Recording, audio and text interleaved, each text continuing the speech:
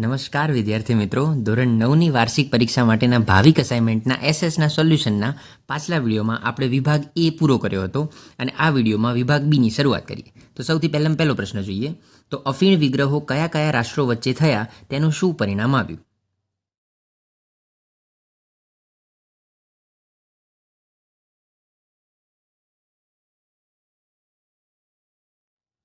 આગળનો બીજો પ્રશ્ન છે, ગુપ્ત સંધિઓ કયા કયા રાષ્ટ્રો વચ્ચે થઈ?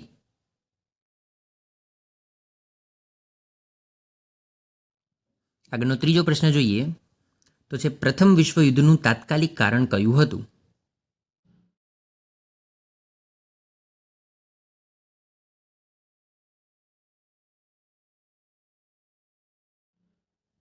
આગળ ચોથો પ્રશ્ન છે, પ્રથમ વિશ્વયુદ્ધ પછી રાષ્ટ્રસંઘની સ્થાપના કરવામાં આવી, કારણ આપો.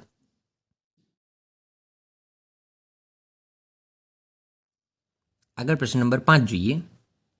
22મી જાન્યુઆરી 1905ના દિવસને રશિયાનો લોહિયાળ રવિવાર તરીકે ઓળખવામાં આવે છે, કારણ આપો.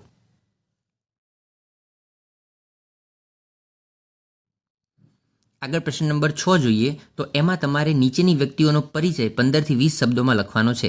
એમાં પહેલું છે ચંદ્રશેખર આઝાદ અને બીજું છે રામપ્રસાદ બિસ્મિલ.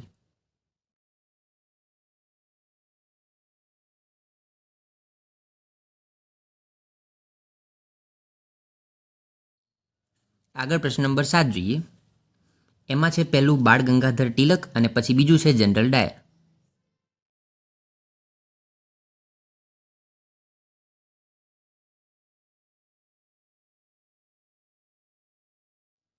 આગળ પ્રશ્ન નંબર 8 જોઈએ તો એમાં છે મોતીલાલ નહેરુ અને બારિન્દ્ર કુમાર ઘોષ.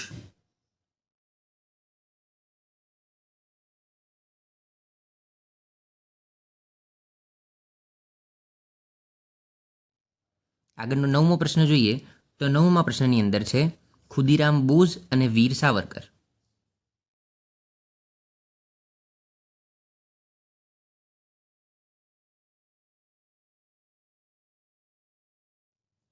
આગળ પ્રશ્ન નંબર 10 જોઈએ તો એમાં છે વાસુદેવ બળવંત ફડકે અને ચિત્તરંજન દાસ મુનશી.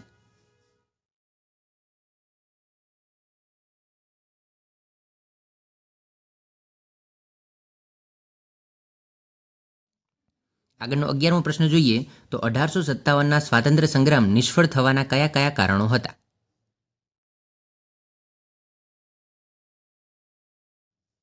આગળનો 12મો પ્રશ્ન છે, બંગાળના ભાગલા ક્યારે અને કોણે પાડ્યા, શા માટે?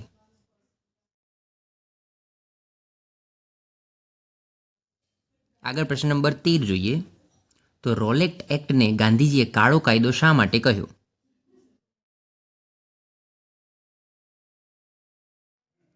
આગળ 14મો પ્રશ્ન, સ્વરાજ્ય પક્ષની પ્રતિષ્ઠા કયા કારણોથી ઓછી થઈ હતી?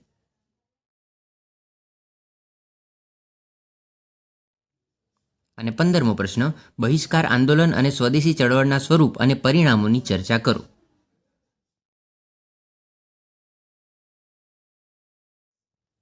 આ વિડીયોમાં આપણે 15મા પ્રશ્ન સુધી રાખીએ. જલ્દીથી જ આગળનો વિડીયો આવશે કે જેમાં પ્રશ્ન નંબર 16થી આપણે સોલ્યુશનની શરૂઆત કરીશું.